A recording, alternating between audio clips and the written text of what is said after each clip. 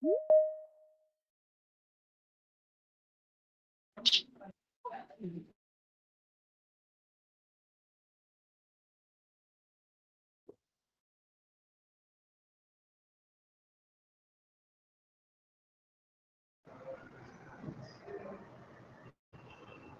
pessoal, bom dia a Bom todos. dia.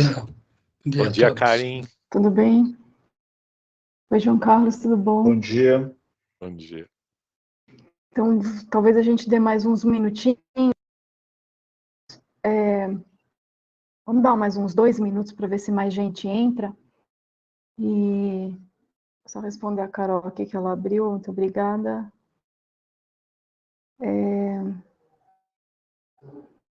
Eita.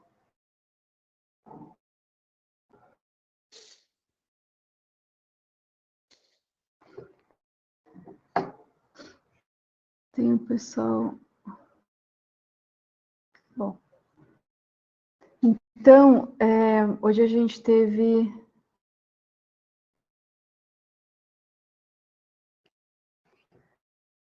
Hoje a gente tem possivelmente 2 convidados para falar sobre economia circular. Eu não sei se o Fabrício vai conseguir entrar, mas se ele não conseguir entrar, a gente tem a presença do Pedro Valverde, e eu convidei essas 2 pessoas porque a gente avançou bastante bem.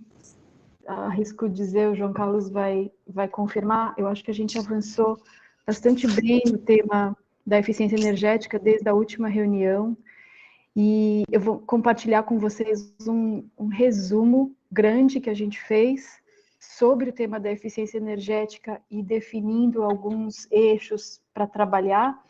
E, felizmente, a gente está com o Senai como não sei se ainda um parceiro, mas como um orientador bastante bom, porque eles já têm um projeto piloto em desenvolvimento de eficiência energética industrial aqui no estado de São Paulo.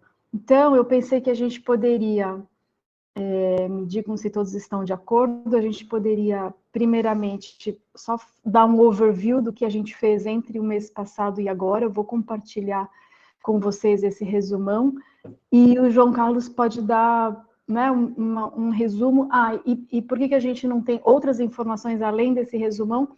João Carlos elencou tópicos que seriam muito importantes o Senai trazer para a gente desse plano piloto que eles estão desenvolvendo, que isso vai nos ajudar a estruturar o projeto por aqui, mas eles precisam de autorização para apresentar essas informações, e isso demora um pouco, e então Marco Antônio do Senai sugeriu que ele apresentasse isso na reunião de julho, que aí dá mais tempo dele organizar, etc. Mas nada impede da gente falar um pouquinho, deixa eu compartilhar aqui, a gente vai compartilhar o avanço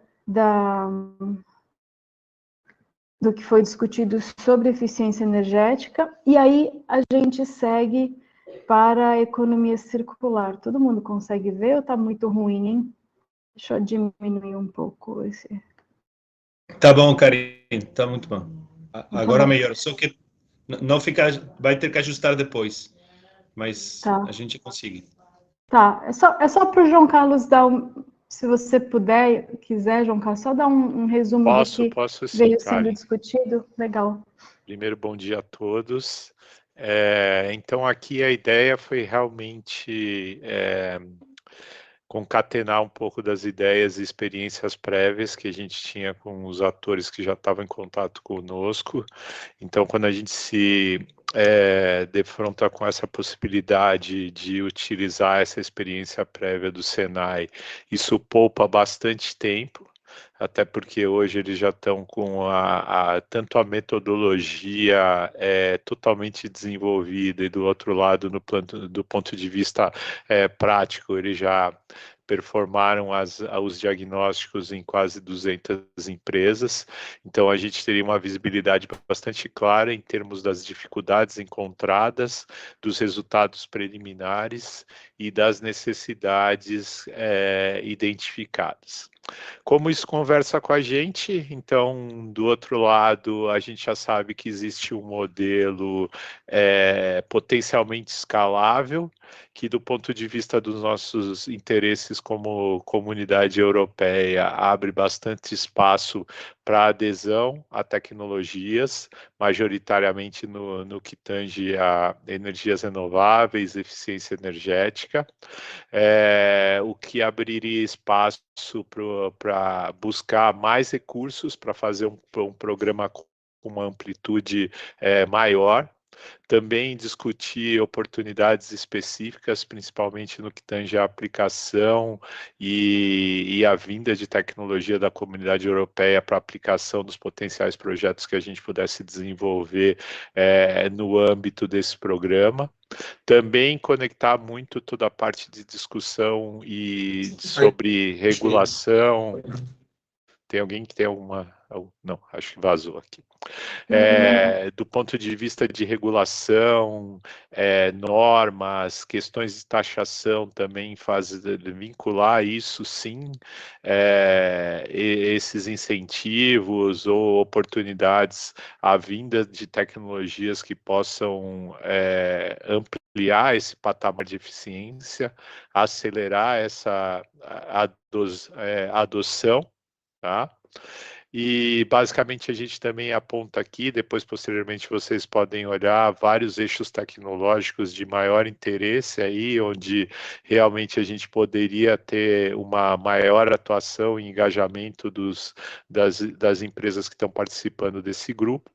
E também um dos pontos que a gente enfatizou e que do próprio lado do Senai eles não enfocam tanto, também seria o eixo social dessa iniciativa, até porque quando a gente está falando de geração distribuída, está falando de eficiência energética, são iniciativas que geram bastante impacto, são feitas de forma distribuída e poderiam gerar um grande fluxo de mão de obra necessária, e a gente deveria, dentro do programa, sim, priorizar, atingir pessoas da base da pirâmide para que recebessem essa formação, para que pudessem ter uma oportunidade através do programa, tá? Então, aqui, de certa forma, a gente atende o eixo ambiental, o eixo econômico e o eixo social com o programa, e vislumbramos aí a capacidade de gerar um programa de larga escala,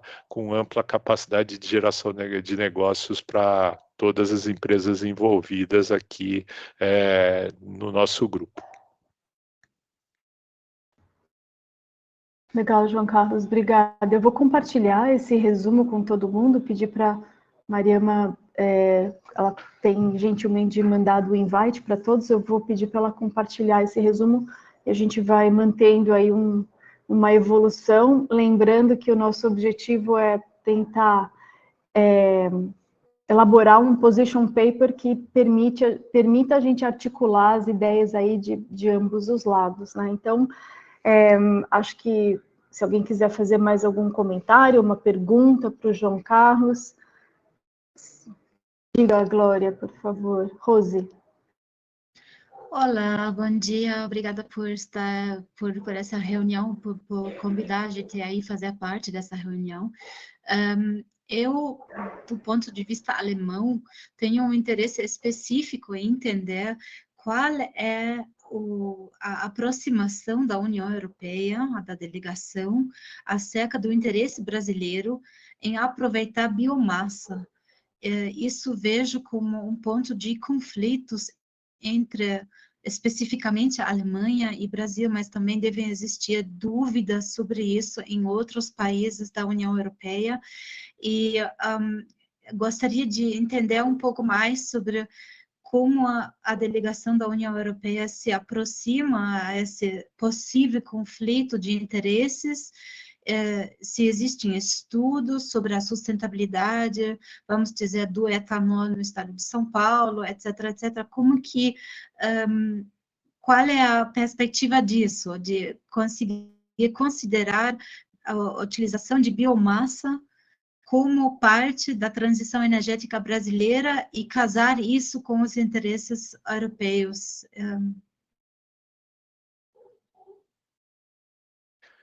Karen, eu posso responder aqui do âmbito da iniciativa, tá? Tem outros aspectos regulatórios aí que eu acho que tem players mais bem preparados para dizer, tá? Mas, de novo, obrigado pela pergunta. Aqui, nessa análise, no que a gente está propondo, o primeiro ponto é que a gente quer mudar, de certa forma, a abordagem que tem sido feita por muitas empresas aqui no Brasil do que a gente pode considerar uma troca quente, tá?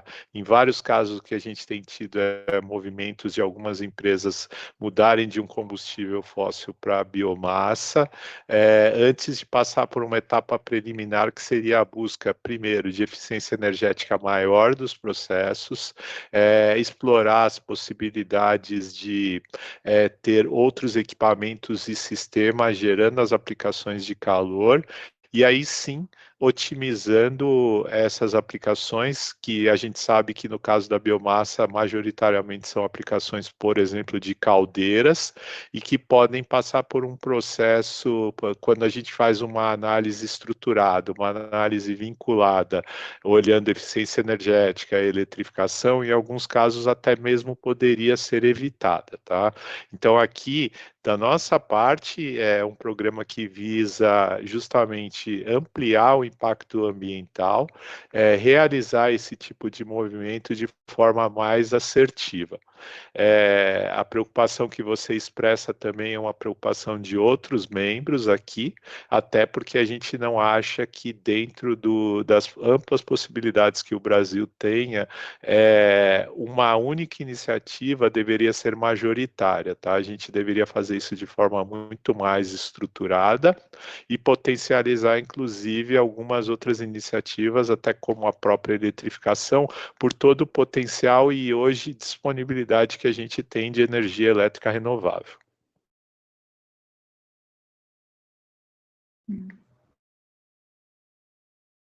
Mais alguém quer fazer algum comentário?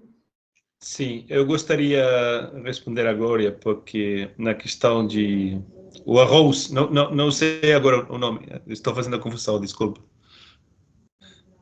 Glória, tá certo, sim, Glória, obrigada. Glória. É como são dois nomes, eu estava... E a gente já se conhece, mas eu esqueci. Então, não, é respeito à questão da biomassa. É certo que, respeito da definição e a taxonomia de sustentabilidade de algumas fontes energéticas, não temos certas diferenças e divergências com o Brasil, por exemplo, a respeito ao etanol e outro tipo de... Eu acho que vai ser muito difícil aqui nesse grupo agora vamos ter que ter um enfoque diferente no sentido de usar um critério assim como o João agora falou, mais genérico de cadeia energética sustentável que possa incluir tanto o que o Brasil considera parte da energia sustentável e parte do que a Europa faz, porque eu acho que senão vamos entrar num debate nesse grupo que vai ser um pouco complicado. Podemos discutir disso numa outra ocasião, eu acho que pode ser um debate interessante, mas aqui eu acho que vai acabar atrapalhando muito, não sei o que vocês acham. E eu não tenho problema em, talvez, se vocês acham, pedir para algum experto, eu não sou experto, então não consigo dar uma resposta boa para a pergunta da Glória, mas eu acho que poderia ser interessante também, numa reunião posterior, fazer uma abordagem dessa questão, dessa pauta, de um ponto de vista mais técnico e procurar alguém na delegação, uma outra que seja assim, mas a delegação não tem uma abordagem diferente do que a abordagem da Comissão Europeia e a taxonomia, que das fontes de energia é diferente e é divergente, em alguns aspectos não muito, eu acho que 90%, 95% estamos alinhados, mas Mas acho que para esse trabalho de hoje aqui, fica melhor passar um pouco assim com certa ambiguidade para poder um nível mais geral para poder continuar trabalhando, né? Obrigada, Damiano, mas eu também não tive a pretensão de solucionar essa dificuldade aqui nesta reunião. A minha dúvida era muito mais para entender posicionamentos e entender se existem, de repente, você, João Carlos, que está trabalhando nessa área, talvez você tenha conhecimento de estudos específicos que estão visando justamente essa parte da sustentabilidade dentro do etanol. Se caso você tiver isso, eu estou muito interessada em receber de você esses tipos de estudos. Gostaria muito de ter mais conhecimento, então ficaria muito grata se você, caso tiver, puder, de repente, compartilhar. Tá, temos uma referência, talvez o estudo mais emblemático que analisa isso foi um estudo que foi feito anteriormente pela WWF, analisando essas cadeias, tá? Pode ser uma referência para você, mas eu deixo a cargo aqui dos nossos especialistas mencionarem aí um arcabouço mais estruturado.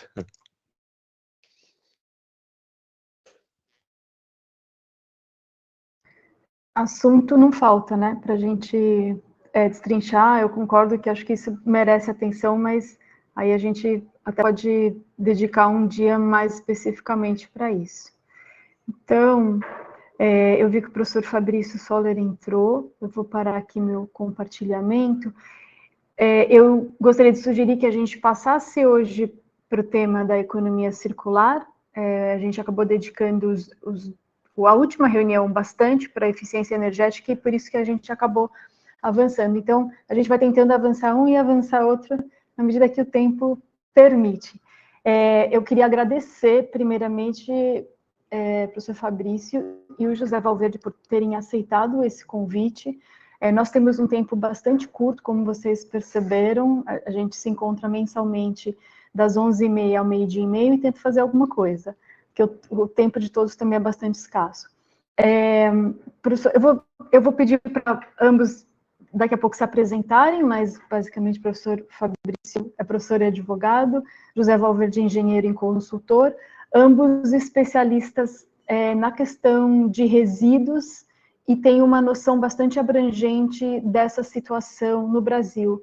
E quando eu os convidei, eu achei que seria interessante, pelas nossas conversas aqui nas últimas reuniões, a gente ter uma ideia do estado da arte, ou em que pé estamos, na questão dos resíduos sólidos, da economia circular aqui no Brasil, para então a gente ter um direcionamento melhor. E pedir para os palestrantes nos auxiliarem com 2 temas, basicamente.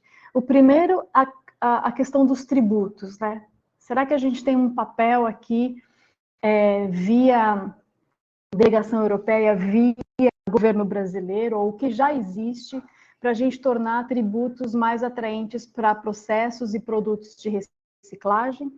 E um segundo tópico é como a gente pode contribuir para alavancar a produção e comercialização de materiais reciclados. O tema da economia circular é gigante, mas, a princípio, como a gente tem como objetivo gerar negócios em torno desse tema, eu pedi para os palestrantes trazerem um pouco, algum insight que permita que a gente caminhe daqui para frente numa direção talvez um pouco mais objetiva. Então, obrigada novamente, fiquem super à vontade para decidir quem fala primeiro. Eu sei que vocês se conhecem também, então eu também me senti à vontade para convidá-los. Quem gostaria de falar primeiramente um pouquinho? Valverde, fica super à vontade. O Valverde é o nosso professor aqui no tema. Vai lá.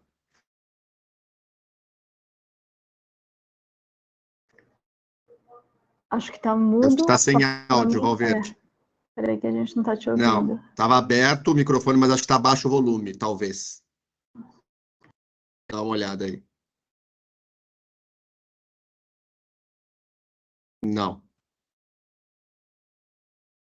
Tá, eu toco então e aí você entra. Então vamos embora. Eu vou fechar só a minha câmera pelo seguinte, eu estou em Salvador inclusive numa indústria de reciclagem agora. Então, o sinal aqui não está aquela maravilha, então vou fechar a câmera, botar uma apresentação rápida aqui para 10 minutos e a gente aterrissar o assunto, tá? Então, vou fechar aqui, vou compartilhar, fiz uma apresentação especialmente aqui para esse encontro, para poder orientar aqui o nosso bate-papo. Rapidamente, espero falar no máximo aqui 10 minutinhos. Vamos lá. Bom, meu nome é Fabrício Soler, sou advogado, professor, consultor da Unido no Brasil, do Circular Plastic America Program, do Programa de Circularidade dos Plásticos, do IPT e da Confederação Nacional da Indústria para estudos em resíduos, economia circular e logística reversa. Sou conselheiro independente de ESG, conselheiro do Movimento Conexão Circular do Pacto Global da ONU e sou vice-presidente da Rede Empresarial Brasileira para Avaliação de Ciclo de Vida e sou diretor de saneamento da Fiesp.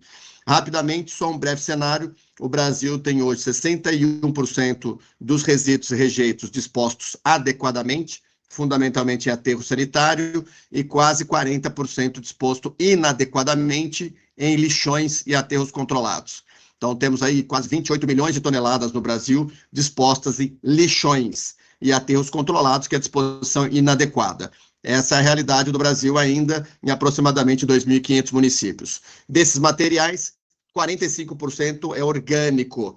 Aí nós temos depois uma fração de plástico, papel e papelão e outros materiais. Então, aqui, olhando para o cenário da regulação, um dos pontos da ordem de prioridade, inclusive, no âmbito local, é o tratamento do orgânico, é a compostagem, a valorização, a geração de energia do orgânico. Afinal, é quase metade do resíduo sólido urbano gerado no Brasil. Para endereçar a gestão de resíduos alinhada à economia circular, a Política Nacional de Resíduos traz o conceito de responsabilidade compartilhada pelo ciclo de vida do produto, cabendo ao município a coleta seletiva, a compostagem e a disposição final. Cabendo ao setor privado investir na melhoria dos produtos, divulgar informações e implementar a logística reversa. Aqui nós estamos falando do EPR, do Extended Producer Responsibility. O Brasil prevê na lei, na Política Nacional de Resíduos, a obrigação de implementar a logística reversa para um rol de produtos, agroquímico, pilhas, baterias, óleo lubrificante, lâmpadas, eletrônicos, e também já temos no Brasil logística reversa para medicamentos de uso humano e produtos comercializados em embalagens. O desafio do tema no Brasil tem a sua particularidade em razão da dimensão territorial. Lembrando, logística reversa, IPR, é o trânsito, né, o deslocar de resíduo, geralmente com baixo valor agregado, com baixo valor econômico. Então, as distâncias importam. Isso é importante porque o Brasil busca desenvolver, por meio da sua política, um olhar próprio, respeitado as suas particularidades, tendo em vista, por exemplo, que o território do Brasil é quase 100 vezes o território de Portugal, quase 300 vezes o território da Bélgica. Então, temos um desafio tremendo no Brasil para implementar a política do IPR. Ainda assim, nós já temos regulamentado no Brasil logística reversa para embalagem, óleo lubrificante, lâmpadas, embalagens em geral, bateria, produto eletroeletrônico, medicamento, embalagem de alumínio para bebida, embalagem de vidro, os créditos de reciclagem, e está prevista a publicação nos próximos, talvez 30 dias, o decreto para a logística reversa de embalagens plásticas. Além desse tema da reciclagem, queria chamar a atenção que o Brasil já caminhou para o vidro e caminha para o plástico, para a circularidade, à medida em que impõe ao setor privado empresarial a obrigação de investir na reciclagem e também assegurar que os seus produtos sejam comercializados em embalagens com conteúdo reciclado. Isso já é uma realidade no vidro, que tem um decreto vigente, e no plástico e no papel, espera que seja publicado em breve. Então, aqui eu tenho circularidade, de fato, que é o investimento para retorno de material e novas embalagens com conteúdo reciclado. Então, isso é regulação já vigente para o vidro e plástico, papel e papelão em breve. Esses são os estados que já têm o tema regulado no Brasil, logística reversa de embalagens: Amazonas, DF, Goiás, Mato Grosso do Sul, Paraná, Rio Grande do Sul, Espírito Santo, Minas, Rio de Janeiro, São Paulo, Maranhão, Paraíba, Pernambuco, Piauí, Sergipe no Nordeste. Além da regulação federal, os estados estão regulamentando o tema também no Brasil. E a economia circular que agora tem a norma da ISO, que acaba de ser publicada, que define a economia circular como um sistema econômico que usa uma abordagem sistêmica para manter o fluxo circular dos recursos, recuperando, retendo, agregando valor, ao mesmo tempo que contribui para o desenvolvimento sustentável. Essas normas da ISO acabam de ser traduzidas, estão sendo revisadas aqui no Brasil. Foram 3 normas publicadas pela ISO e internalizadas aqui dentro da Comissão de Estudo da BNT. Uma que é Economia Circular, Vocabulário, Princípios e Orientações para a Implementação. Economia Circular, a BNT-CC, o projeto 59010. Economia Circular, Orientações sobre a transição de modelos de negócio e redes de valor.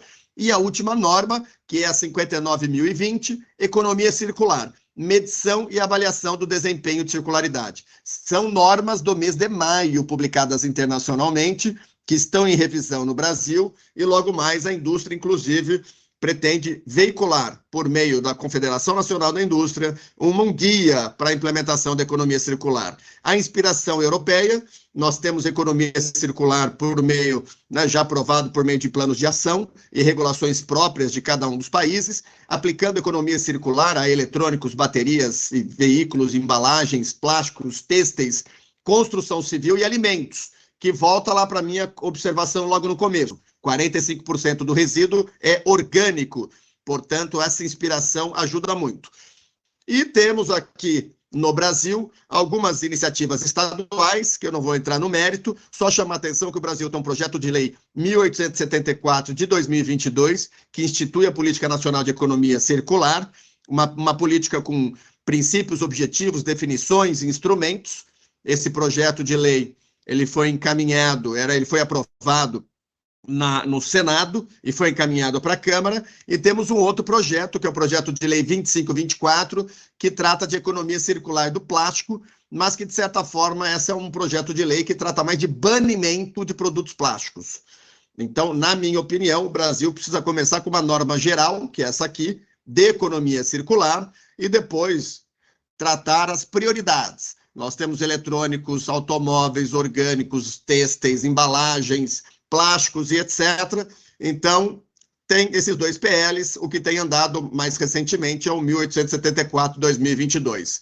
A economia circular consta do Plano de Transição Ecológica do Governo Federal. Se vocês observarem aqui o Plano de Transição Ecológica do Ministério da Fazenda, tem como objetivo emprego, produtividade, sustentabilidade e justiça social, e um dos eixos é exatamente a economia circular.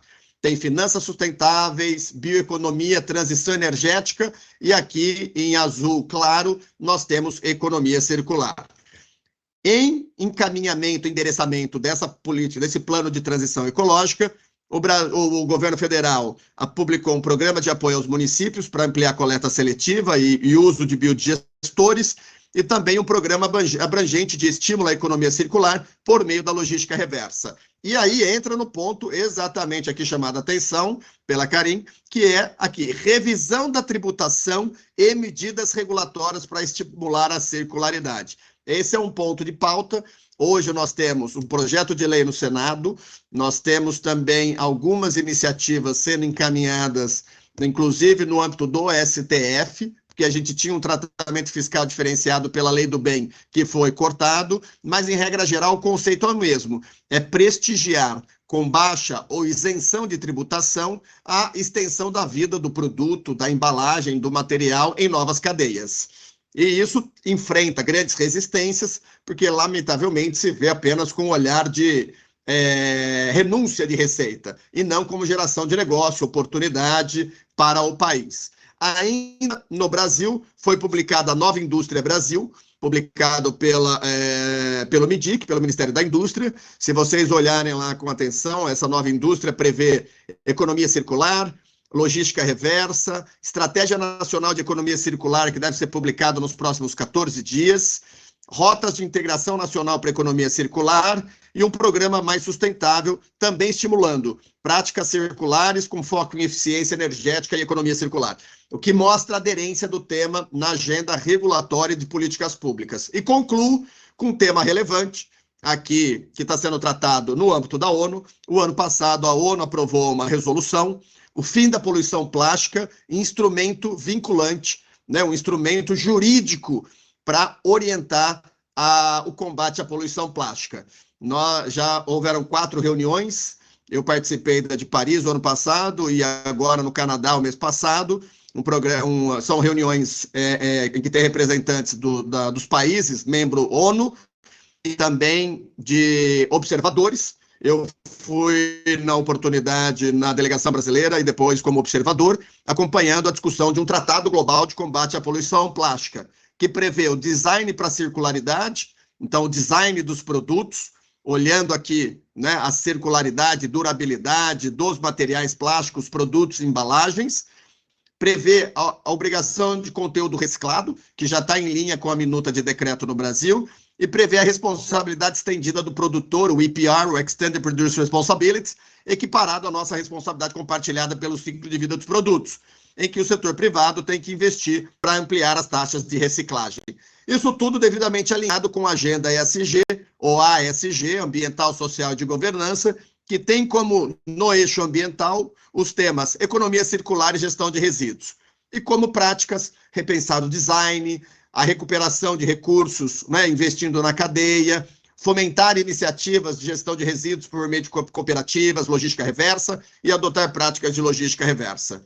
Então, trouxe aqui um breve contexto para poder, inclusive, todos aqui fazerem uso do tempo, mas rapidamente dizendo que a economia circular é uma realidade, regulada globalmente, internalizada no país pela ABNT. Temos um projeto de lei que trata da economia circular e temos o governo que tem uma das diretrizes economia circular dentro do plano de transição ecológica. E está previsto nos próximos 15 dias a publicação de uma estratégia nacional para a economia circular, onde, sem dúvida alguma, o país bebe do ensinamento europeu dentro das regulações que já existem de economia circular em diversos países da Europa, inclusive pelo próprio bloco. Tá ok? Obrigado. Passo a palavra já para o Valverde.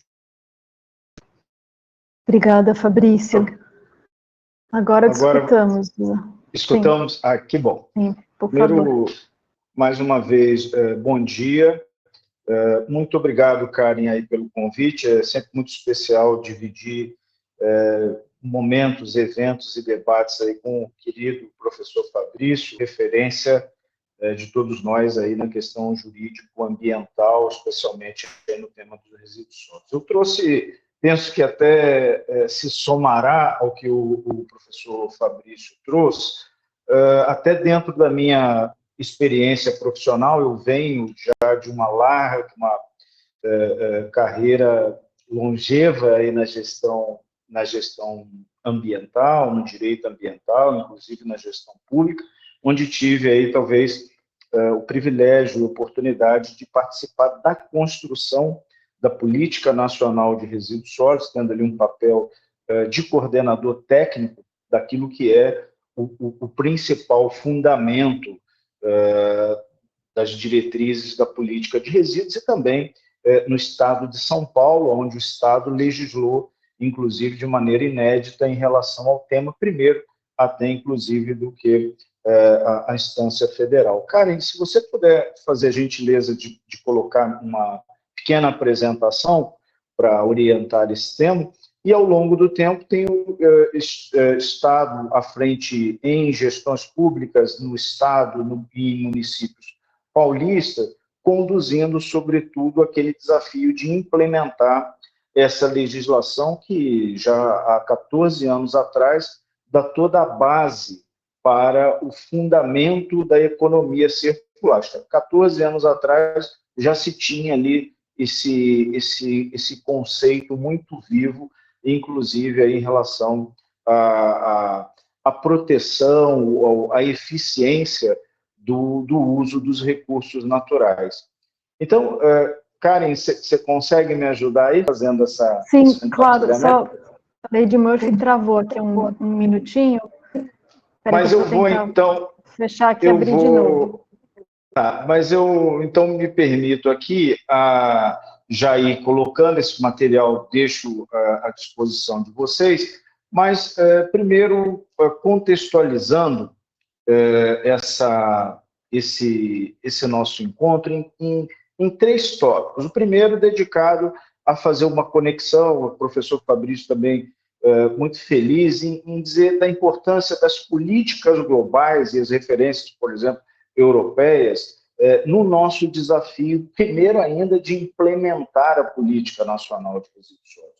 Fico muito contente com esse debate e vou me permitir aqui ser provocativo ao papel institucional que a Eurocâmara tem, de abrir alguns diálogos que eu penso serem necessários diante do intuito de vocês de promoverem, de alavancar produtos e comercialização de recicláveis, de promover a economia circular. Então, as políticas globais e o setor de resíduos sólidos, no contexto do Brasil, eu quero destacar, primeiro, os Objetivos de Desenvolvimento Sustentável, a economia circular ganhando contornos. É importante lembrar, você já pode colocar aí, talvez, no primeiro slide, cara, que tem um sumário aí que eu coloco. Vocês estão vendo? Vocês estão vendo? Agora foi. Tá correto aqui. Está correto aqui? Tá. Isso, ó, estou exatamente nesse slide.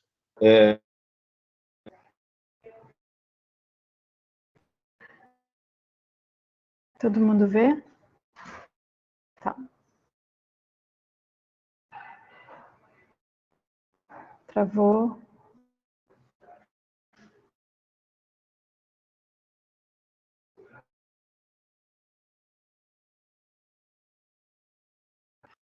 Acho que ele caiu. Acho que o Valverde, conexão deve ter caído.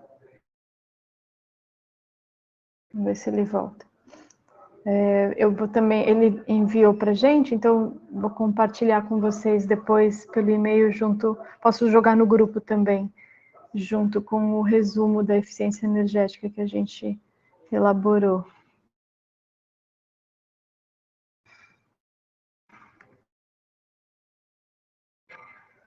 Agora.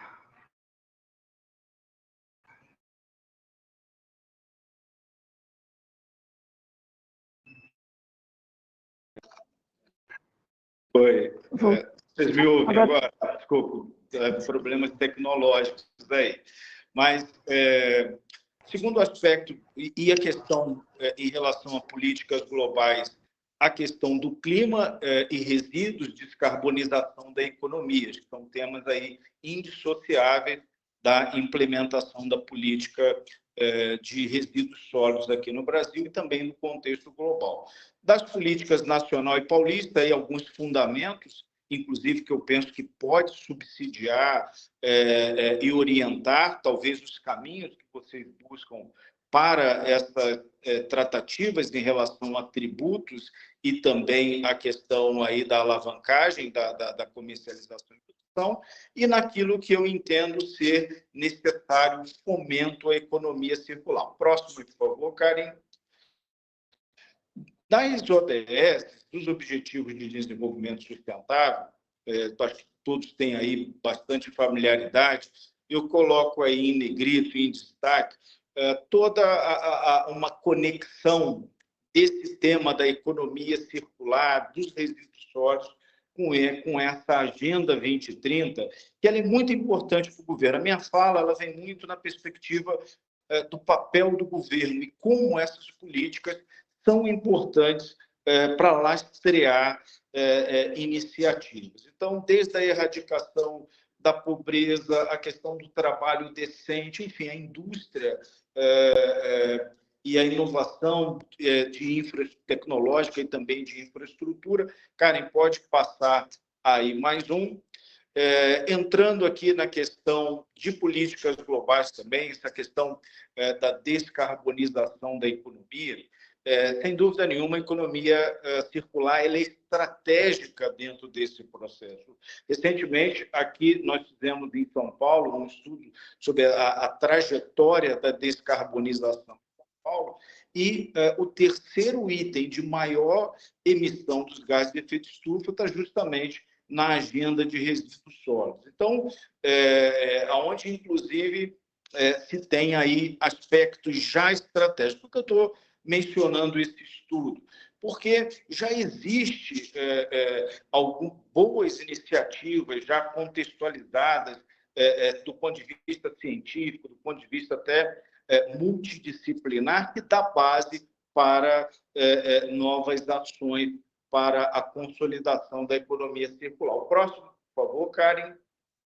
Já só para dar uma passada também, eu penso que o momento é muito favorável para essa iniciativa que vocês se propõem, justamente por ser um debate global da questão do plástico, que também fomenta a necessidade dessa circularidade. É um assunto que eu penso que o Brasil está muito preparado para colocar iniciativas em ação. Próximo, por favor. Aí já entro aqui naquilo que a Política Nacional de Resíduos Sólidos ela traz.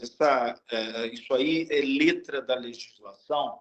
Entretanto, quando nós falamos que a legislação do Brasil tem 14 anos de vigência, nós, para vocês terem clareza, ainda vivemos um gerenciamento, ainda colocamos em prática um gerenciamento de resíduos sólidos nos moldes do século XIX, de se coletar nas cidades, sobretudo os resíduos sólidos urbanos, e se afastar para o aterramento. Então, não está em compasso a nossa legislação com a nossa realidade prática do cotidiano, sobretudo praticado pelas cidades, que são mais de 5.700 no país, e que tem a titularidade desse serviço. Então, a responsabilidade compartilhada pelo ciclo do produto ele é o coração da nossa legislação e da diretriz maior para os resíduos sólidos. Ela nada mais é do que um estabelecimento de responsabilidades que se diferencia conceitualmente da responsabilidade praticada na Europa, mas que ela, para a realidade brasileira, ela tem condições, ou ela é aquilo que nós entendemos fosse possível, de criar uma cadeia virtuosa com poder público, setor fabricante, distribuidor, comerciante e também o cidadão. Então, talvez um primeiro ponto de alerta fica aí dentro desse conceito da responsabilidade compartilhado. Quando eu mencionei que a nossa legislação tem um aspecto de já previsão, já visualizada a economia circular, é aquilo que conceitualmente é a nova ordem de gestão e gerenciamento no Brasil. Não geração, que tem um aspecto mais pedagógico, redução, reutilização, reciclagem e o tratamento de resíduos, seja pela recuperação energética ou aproveitamento energético, ele há um entendimento que se compõe também dentro desse conceito de economia circular. No aspecto tributário, nós temos um principal fundamento, que é o princípio do protetor-recebedor, ou seja, a legislação brasileira, a legislação de resíduos sólidos, ela premia aquele que proteger o meio ambiente, considerando o aspecto voluntário, não a obrigatoriedade da lei, mas a adicionalidade, nós entendemos que ele pode dar base para uma revisão tributária, um adequamento tributário, inclusive corrigindo alguns erros, corrigindo algumas questões de bitributação que é muito presente nessa nossa agenda de resíduos sólidos. A coleta seletiva, a logística reversa, ele é o ponto fundamental para operacionalizar a economia circular e os instrumentos econômicos que nós vamos detalhar um pouquinho mais à frente. Próximo, por favor, Karen. O professor Fabrício, num dos slides, deu uma passada sobre o Estado de São Paulo e a questão aí do plano de gestão de resíduos sólidos do Estado de São Paulo. É o primeiro plano de resíduos no país que traz um capítulo dedicado à questão da economia circular, inclusive já estabelecendo ações de circularidades e metas. O que eu quero dizer com isso aqui a vocês? A sugestão de abrir, de estreitar um diálogo com o governo do Estado de São Paulo. Atualmente eu não estou mais no governo do Estado de São Paulo, estou numa prefeitura e em outros projetos, mas o governo do Estado de São Paulo, que tem aí a tradição do bom diálogo aí, sobretudo com os países europeus, vocês seguramente vão encontrar um ambiente já institucional estabelecido e um plano de gestão em vigor que precisa alcançar metas. Então, eu penso que pode haver aí uma somatória de esforços, porque já há um instrumento, primeiro de política pública, há um instrumento legal e há também metas já bem claras e definidas. Então, fica aqui, talvez, essa primeira sugestão. Próxima, por favor, Karen.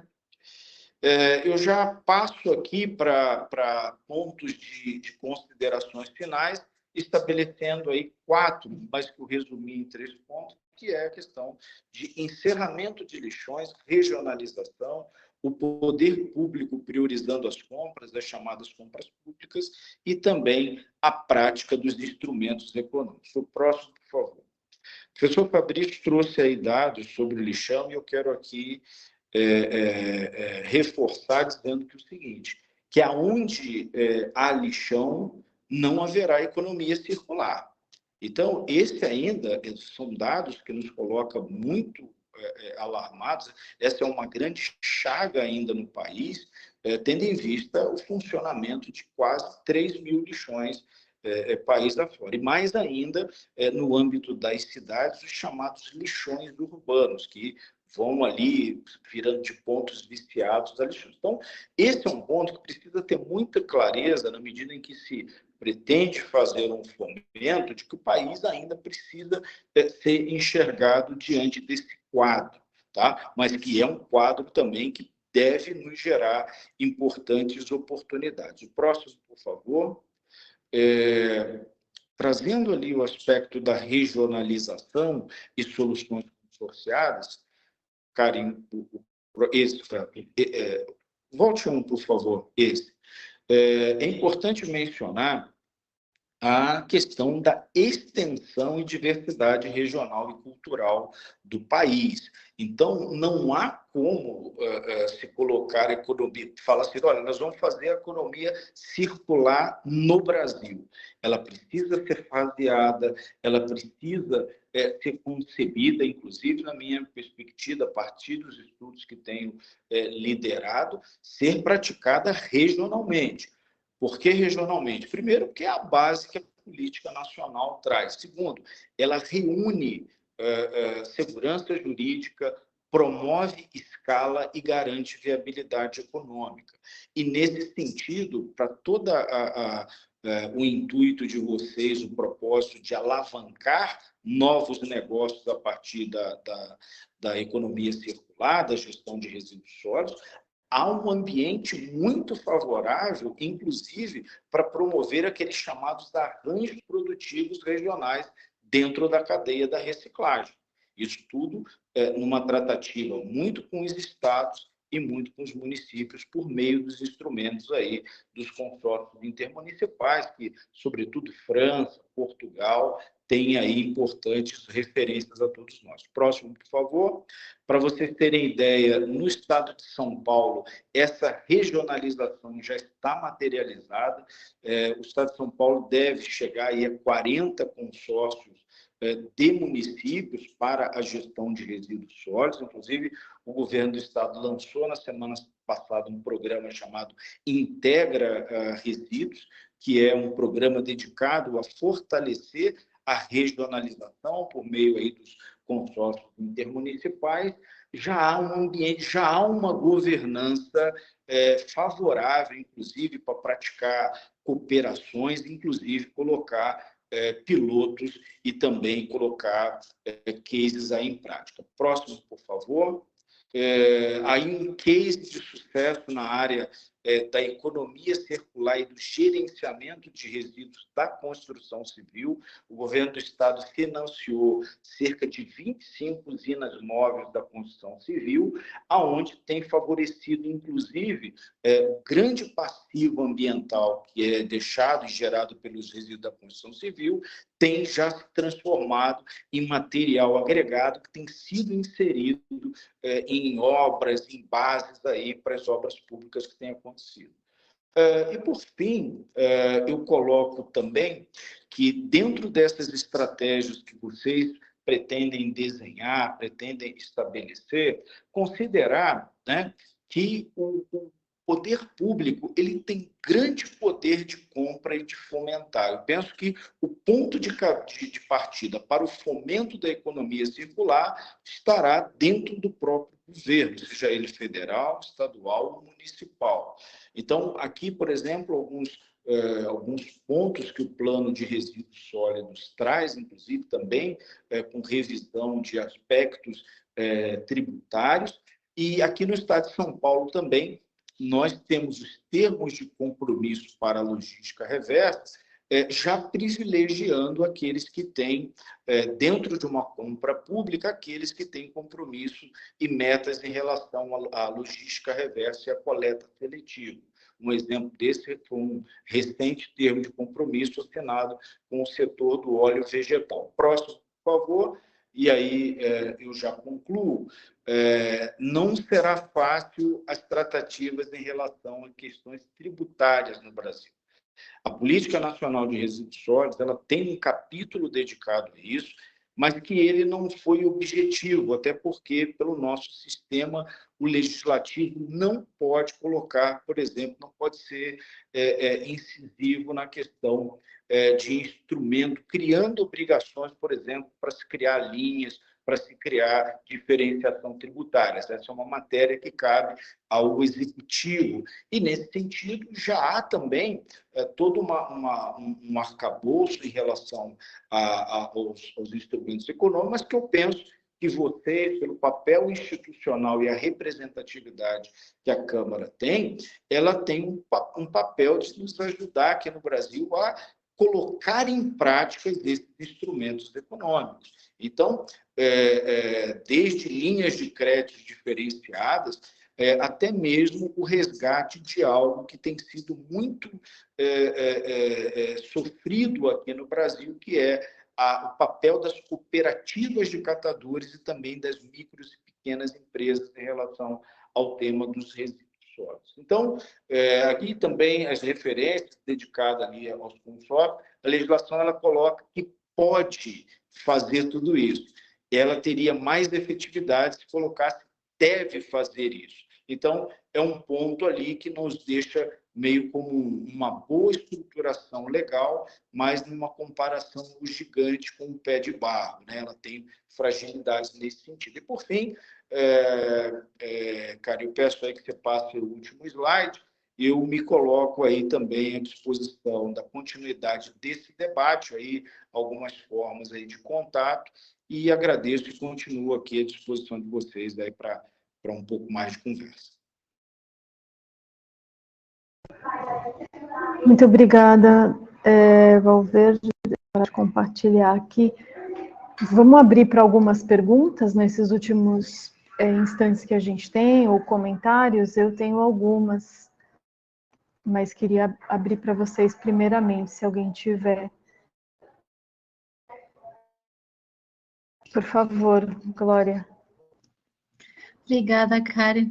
A minha dúvida é sobre esse prazo, a prorrogação do prazo não foi liberado pelo Ministério do Meio Ambiente e há uma necessidade urgente de altos investimentos em muitos municípios, como vocês mencionaram, que temos ainda quase assim 2.500 lixões no Brasil inteiro, e eles têm que ser, pela legislação, em cidades com mais que 50 mil habitantes, fechados até agosto deste ano. Quão crível é isso? O São Paulo é o estado mais rico do Brasil, aí talvez isso é possível fazer, mas em outros estados, a situação deve ser bem mais complicada. Como vocês estão acompanhando esse desenvolvimento? Bom, vou só fazer um comentário rápido, já passar para o Valverde também. Acho que primeiro você colocou, Glória, o prazo não vai atender de novo, ponto. Mais uma vez não vai atender. Qual que é a forma de moralizar o serviço de manejo de resíduos sólidos urbanos do Brasil? A Europa está cansada e faz muito bem isso, é cobrar o gerador. No Brasil, não se cobra o gerador. Lê-se gerador, o residencial em casa, da mesma forma que o gerador paga água, luz, internet, gás, pacote de dados, tem que pagar o resíduo. E, lamentavelmente, só para vocês, não sei se todos sabem, em São Paulo nós não pagamos. Em São Paulo, o dinheiro para custear o serviço sai do orçamento. Então, e aí nos rincões do país, lamentavelmente, sem cobrança, é uma das justificativas para manter o status quo de lixões. Para mim, precisa de uma atuação mais enérgica dos órgãos de controle, Ministério Público, fundamentalmente Tribunal de Contas, começar a reprovar contas de gestor, improbidade, inelegibilidade em razão do não cumprimento da legislação. Porque se não cobra, não tem cobrança específica, o gestor está usando recurso de outras fontes, que não tem cobrança específica, como saúde, educação, infraestrutura, transporte, recapeamento, segurança pública. Agora, o Valverde está à frente disso, deve ter muito mais aí conteúdo aí para compartilhar. Primeiro, Karim, no Brasil já é crime ambiental desde 1981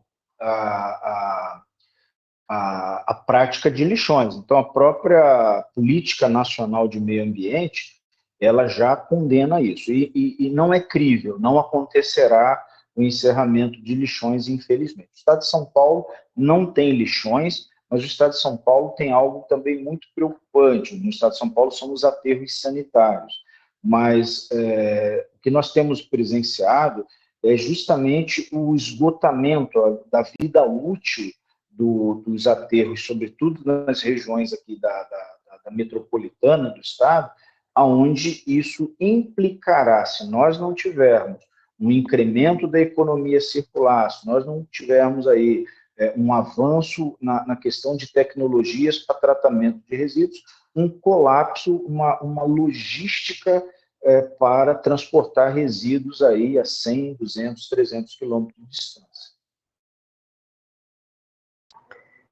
Obrigada. Temos mais duas perguntas aqui, mas só um parênteses. Claro que o lixão, muito mais estruturado, é muito mais grave do que o aterro sanitário. Mas tanto o lixão quanto o aterro sanitário não tem a separação do lixo. Então, no quesito de jogar orgânico com todo o resto, eu entendo, é uma pergunta também. Enfim, os dois têm a mesma situação, não é isso? Apesar que o aterro é só para em termos, Karim, porque é o seguinte, quando você joga para o lixão, você está contaminando, você causa um dano. O aterro sanitário ambientalmente licenciado, o landfill, é uma obra de engenharia.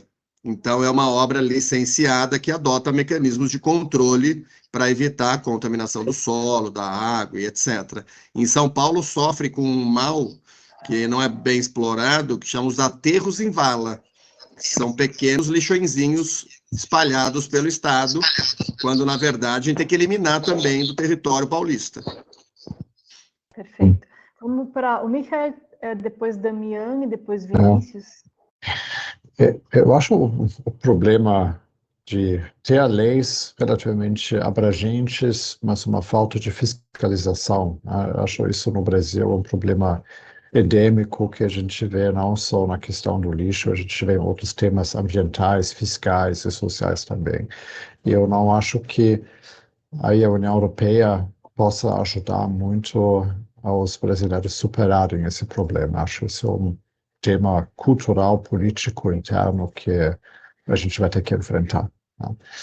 Mas, voltando então para o nosso fórum aqui, eu acho a pergunta o que existe, de repente, de tecnologia de ponta ou de cooperações de pesquisa e desenvolvimento, onde a União Europeia e o Brasil possam juntar forças forças para desenvolver soluções novas e inovadoras que beneficiam os dois, né? Então, o Brasil, com essa vasta matriz de ativos biológicos, que talvez possam servir como base para novas formas de embalagem,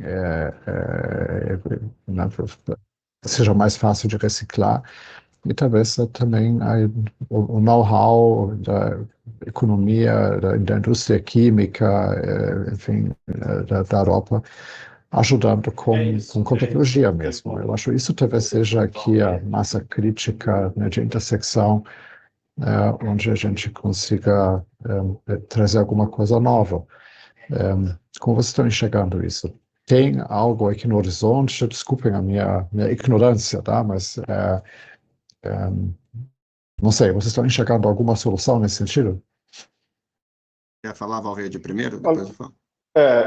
Eu tenho, acho, bem colocado esse papel da inovação tecnológica para todo esse processo, Michael, porque no estado de São Paulo, posso te responder que haveria um grande, por isso a minha sugestão dessa aproximação, porque, inclusive, é previsto no plano estadual um incremento via a Fundação de Amparo à Pesquisa, a FAPESP, nesse desenvolvimento e fortalecimento da economia circular. Então, eu penso que vocês já têm um ambiente institucional fundamentado, e que isso aí vai favorecer qualquer tipo de colaboração, que possa ser talvez um caminho curto e um caminho eficiente para essas tratativas. Então, eu faria essa sugestão de uma aproximação via a Fundação de Pesquisa, que é a FAPESP, via também aí o governo do estado, para poder entender melhor esse quadro, mas já tem coisas acontecendo, sim, tem bastante coisa acontecendo. Exato. Nessa mesma linha, por exemplo, se você olhar as duas centrais mecanizadas que estão em operação, as UTMs na cidade de São Paulo, tecnologia europeia. Uma, se não me engano, é alemã, a outra é francesa. Então, assim, a Europa já olha oportunidades no Brasil, mas a gente enfrenta os desafios que você muito bem colocou, culturais, logo no começo da sua fala, que é de separação, que é da financiabilidade, né, para poder desviar mais material, reduzir o que vai para aterro sanitário, valorizando. Então, eu acredito que hoje tem aí intercâmbios, né, internacionais, especialmente com o conhecimento da tecnologia. A questão da recuperação energética é outro tema, que vira e mexe é tratado no Brasil, e aí a waste to energy é um tema que aí a questão no Brasil é financiabilidade, que a tecnologia na Europa já é consagrada, na China também. Então, assim, não é algo nos Estados Unidos, tem várias plantas mundo afora, mas no Brasil ainda nós não fazemos o básico, né, que é fechar lixão. Então, fica difícil sair do fechar lixão para uma geração de energia, que para mim é um salto, sendo que a gente precisa pavimentar o caminho e primeiro encerrar os lixões. Mas oportunidade tem, eu tenho visto várias cooperações aí, inclusive empresas europeias, já olhando para a operação em logística reversa, olhando em tecnologias de separação. O ano passado, retrasado, a IFAT na Alemanha foi um sucesso de brasileiros. Então, acho que está acontecendo.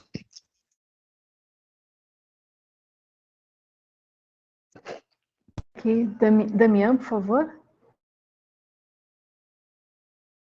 Sim, muito obrigado aos dois professores. Acho que foi uma apresentação muito boa e muito instrutiva para mim, muito enriquecedora para mim. Eu queria fazer uma pergunta assim, ou um tipo de consideração geral, porque a economia circular também é uma das pautas principais do Plano Indústria Brasil, que a CNI também impulsou bastante com o Mendic e com outros ministérios. O que vocês acham? Porque acho que uma das pautas ou dos eixos fundamentais do Plano Indústria Brasil também vai ter muito a ver com, seja a economia circular diretamente ou com muitas tecnologias que vão estar ligadas lá e que podem ser implementadas aqui e que o governo brasileiro quer dar uma pauta mais de produção local ou pelo menos inovação local no nível industrial. O que vocês acham disso? E também potencialidades de cooperação, que eu acho que um risco também é querer privilegiar certa tecnologia local, que não vai ser tão performante como uma tecnologia que pode ser importada, mas que pode trazer outro tipo de incentivos ou soluções mais performantes no curto prazo. Bom Obrigado. ponto, Damião. Bom ponto. Eu entendo que na questão da agenda de economia circular, como envolve produto, serviço, soluções, não me parece restringir, né, não parece um limitante para cooperações e alianças com a comunidade europeia. Como eu comentei, fiz um projeto recentemente para o CEPAP, né, que é uma iniciativa europeia olhando para a circularidade dos plásticos no Brasil, inspirado aí em soluções da própria União Europeia. Mas, naturalmente, a gente enfrenta um desafio no Brasil, que é um achatamento da indústria, né? Isso é um fato, né? A indústria, ao longo das últimas 2 décadas, ela tem reduzido a sua representatividade no PIB brasileiro. E aí eu estou falando de questões de produtos básicos que entram no mercado brasileiro, e aí eu falo com o desafio que o Brasil tem de controle e fiscalização, como já foi aqui comentado, acho que também, não sei se foi o Michael que comentou, que já o problema que nós temos hoje de produtos que entram sem seguir as diretrizes, que naturalmente não são os produtos europeus, são outros. Então, assim, nós precisamos subir a régua, né, em termos de, aqui, para um mercado ético no Brasil. Eu acho que oportunidade tem, né? A indústria precisa ser olhada, né? Não, assim, nós estamos perdendo aí, olhando a economia nacional, a indústria brasileira, ou, vou colocar entre aspas aqui, né, a briga ou a guerra do mercado globalizado. Então, nós estamos enxugando.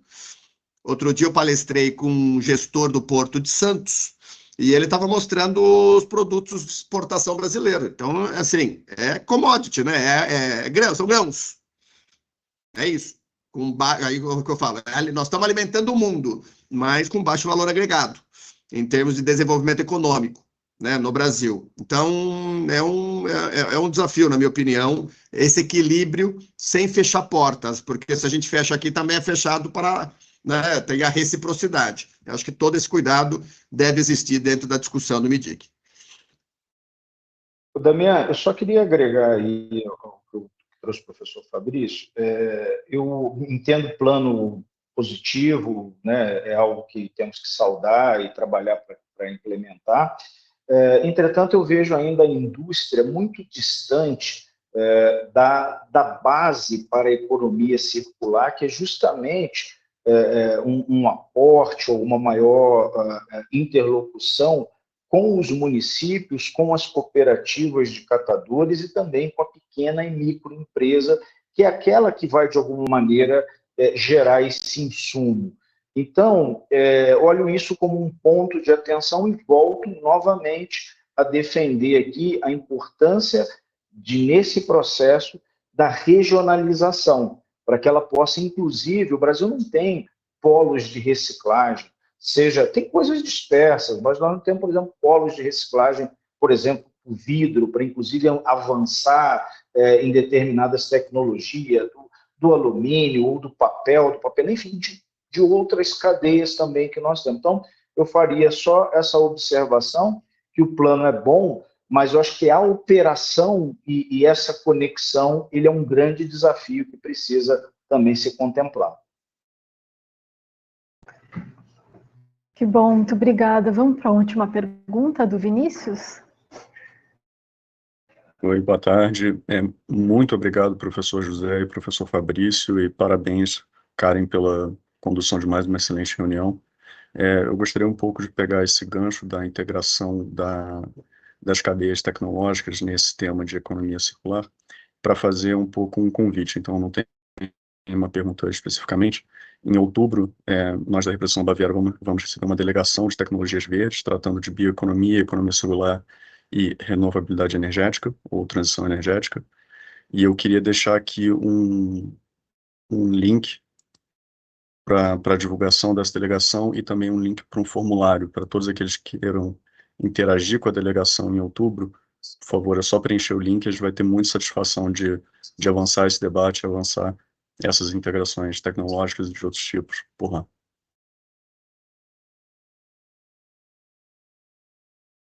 Que bom, Vinícius. A gente termina a reunião com um aspecto assim esperançoso, né? Que a gente fala de tanta coisa que você vai ouvindo e falando assim, gente, não tem solução, não tem solução. E aí eu já estava no não tem solução. E aí no final da reunião foi tendo assim, um up e dar esse horizonte de esperança para todos nós. Obrigada, Vinícius, pelo convite. Eu imagino que muitos têm interesse. A gente vai acompanhar. Vinícius tem estado aqui sempre nas reuniões. E eu agradeço muito Fabrício e José, nesse tempo tão curto, a gente ter conseguido traçar esse panorama aí bastante complexo para todos os participantes. Eu imagino que a gente vai continuar em contato, vocês recebendo notícias do nosso andamento, a gente trocando mais informações e, enfim, caminharemos aí quebrando a cabeça, mas caminharemos juntos. Acho que a ideia com a FAPESP muito bacana também. Vamos procurá-los, porque deve ter coisa aí. O Michael, né, apontou para essa questão, bom, o controle nos municípios, para nós aqui da Eurocâmara fica mais difícil de se envolver, mas a gente pode se envolver com o desenvolvimento tecnológico. Então, Michael, eu vou tentar fazer essa ponte com a FAPESP, que eu acho que também pode ser, da mesma maneira que a gente chegou no Senai, eu acho que a FAPESP também pode ser um inspirador de projetos piloto para a gente avançar, tá bom? Então, muito obrigada a todos. Se alguém quiser fazer mais um comentário, senão a gente parte por aqui para as próximas demandas. Karen, eu sei que todo mundo está com vontade de almoçar, mas eu tinha uma perguntinha bem rápida. Posso fazer tempo? Claro. Sim, claro. A minha pergunta, eu acredito que seria um complemento da pergunta do Michael. Aqui no Brasil, atualmente, eu sei que utilizamos para fazer projetos de ESG incentivos fiscais como uma espécie de lei Rouanet, né? Reduz o imposto que a empresa teria que pagar para utilizar em projetos de desenvolvimento de ESG. Na possibilidade de, em vez de desenvolvermos as tecnologias aqui no Brasil para importar essas tecnologias europeias, vocês acham que é possível utilizar de incentivos fiscais como esse, de forma que as empresas brasileiras não teriam um gasto real nas operações utilizando do incentivo? Eu não sei, porque eu vou te dizer o seguinte, deve ser regulamentado nos próximos 15 dias, o que nós chamamos de Lei Rouanet da Reciclagem, Lei de Incentivo à Reciclagem, que é a Lei 14.260 de 2021, já é uma lei que está demandando um decreto e uma portaria do Ministério do Meio Ambiente e prevê investimentos aí, o mesmo raciocínio da Lei Rouanet, mas observado aí o aporte de até 1% para a cadeia da reciclagem. Não vi intercâmbio, troca, tem muita coisa voltada aí para conhecimento dentro do tema. Equipamento, acho que não. Pelo menos o que vai ser regulado, tá? Eu também desconheço aí. Posso intervir aí? Francisco, eu acho que a gente pode tentar conversar. Existem várias políticas que o governo faz unilateralmente para reduzir os impostos de importação para equipamentos e tecnologias que sejam de alguma forma sustentáveis, né? A gente fez recentemente, teve um projeto super bonito com papel sem BPA, que poderia ser reciclado integralmente, em que a gente reduziu o imposto para 2%, por 3 anos, tá? Então, deu bastante competitividade para a indústria e viabilizou alguns investimentos locais. Então, qualquer coisa, me procure, eu tento orientar quanto aos instrumentos que existam dentro do meu conhecimento. Perfeito, obrigado, Carolina, e obrigado, professor. Francisco, só para complementar aqui, não querendo desestimular essa pretensão, mas a gente também tem percebido, eu tenho acompanhado muito a chegada de novas tecnologias, inclusive para licenciamento de URIs e tal, a gente tem percebido que há sempre uma necessidade de uma troca aí de cooperação para, de uma certa forma, abrasileirar essas tecnologias aqui, dado o nosso ambiente bem complexo e bem diferenciado. Então, recomendo também que se estabeleça muito essa coisa da cooperação para que se tenha, de repente, um equipamento, uma tecnologia, até de alguma forma também já concebendo aqui a nossa realidade e as nossas demandas. Eu estou junto com a Fintian fazendo um projeto, não exatamente de reciclagem, mas a gente realmente utiliza um integrador tecnológico para adaptar nos parâmetros brasileiros, realmente. Tá aí, boa. Perfeito, obrigado pelo esclarecimento. Muito bom. Alguém mais?